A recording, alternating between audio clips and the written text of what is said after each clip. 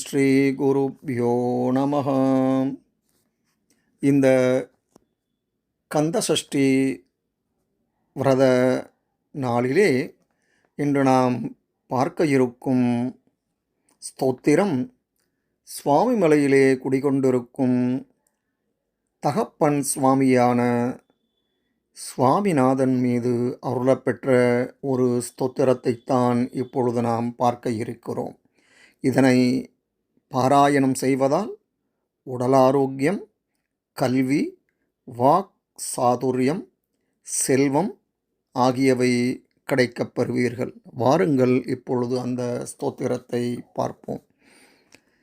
ஹே ஸ்வாமிநாதார்த்த பந்தோ பஸ்மலிப்தாங்ககாங்கேய காருண்ய சிந்தோ हे स्वामिनादार्थ बंदो रुद्राक्षधारिण्णमस्ते रौद्ररोगं हरत्वं पुरारेर्गुरोर्मे राकेन्दुवक्त्रं भवन्तं माररूपं कुमारं भजे कामपूरं हे स्वामिनादार्थ बंदो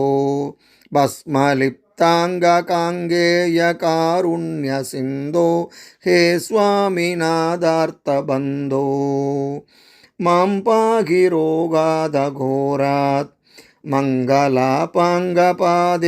पंगात् स्वराणां कालाच्च दुष्पाककूलात् कालकालस्य सूनुं भजे क्रान्तसानुं हे स्वामिनादार्थ बंदो भस्मलिप्तांगकांगेय कारुण्य सिंधो हे स्वामिनादार्थ बंदो आदयो यस्य शिष्या ब्रह्मपुत्रा गिरौ यस्य सोपानभूता सैन्यं सुरश्चापि सर्वे सामवेदादिगेयं भजे कार्तिकेयं हे स्वामिनादार्थ बंदो भस्मलिप्तांगकांगेय कारुण्य सिंधो हे स्वामिनादार्थ बंदो काषाय संवीतगात्रं कामरोगादिसंहारि भिक्षान्नपात्रं कारुण्यसम्पूर्णनेत्रं शक्तिहस्तं पवित्रं भजे शम्भुपुत्रं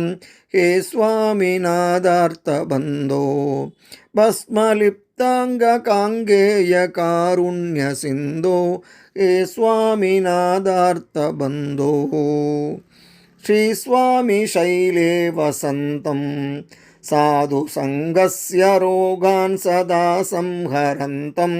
ओंकार तत्त्वं वदन्तं